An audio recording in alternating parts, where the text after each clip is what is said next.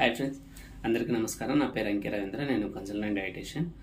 ఈరోజు మీకు hair loss ఎవరికైతే ఉంటుందో వాళ్ళు ఎలాంటి డైట్ తీసుకోవాలి, ఎలాంటి డైట్ తీసుకుంటే వాళ్ళకు జుట్టు రాలిపోవడం తగ్గిపోతుంది అనే దాని గురించి మీకు చెప్తాను.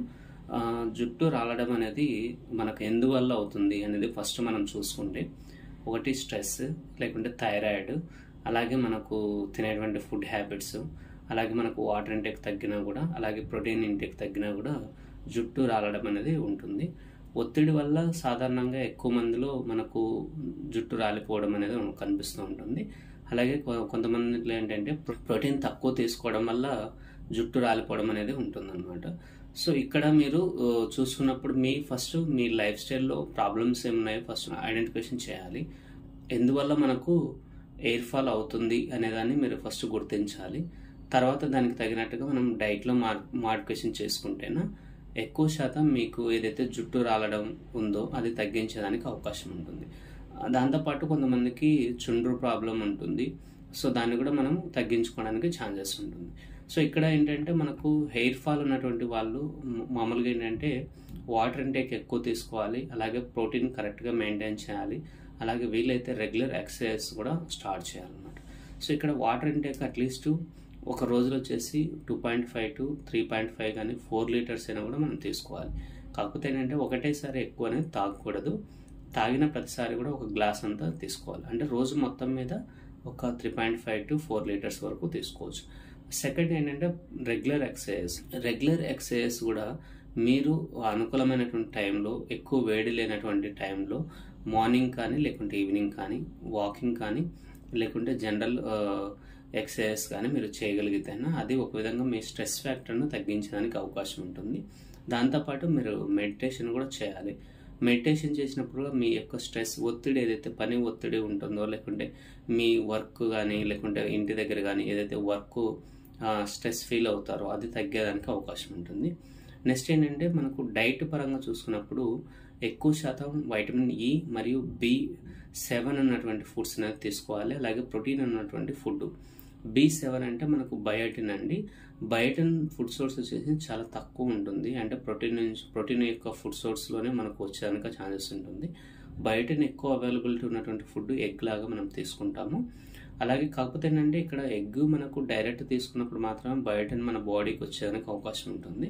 ఒక్కోసారి బాయిల్ చేసినప్పుడు బయోటిన్ ఎవాపరేట్, అంటే అది మనకు B7 వచ్చేసి వెళ్ళిపోయేదానికి అవకాశం ఉంటుంది. సో కాకపోతే ఏంటంటే ఇప్పుడు ప్రోటీన్స్ ఎక్కువ తీసుకున్నప్పుడు మీకు హెయిర్ ఫాల్ అనేది తగ్గేదానికి ఛాన్సెస్ ఉంటుంది. అంటే జుట్టు రాలిపోతూ ఉన్నటువంటి వాళ్ళు ప్రతిరోజు కూడా ముఖ్యంగా మనకు ఎండబెట్టిన గింజలలో ఆల్మండ్స్, అలాగే వాల్నట్స్, అలాగే గింజలు వచ్చేసి మనకు గుమ్మడికాయ గింజలు తీసుకోవచ్చు, అలాగే అవకాడో ఫ్రూట్ తీసుకోవచ్చు. దీంతోపాటు మనకు ఆయిల్ మసాజ్ వచ్చేసి లావెండర్ కానీ, లేకుంటే రోజ్మెరీ కానీ, లేకుంటే కోకోనట్ ఆయిల్ కానీ వారంలో ఒక 2 సార్లు కానీ 3 సార్లు కానీ తల మసాజ్ లాగా చేసుకోవాలి.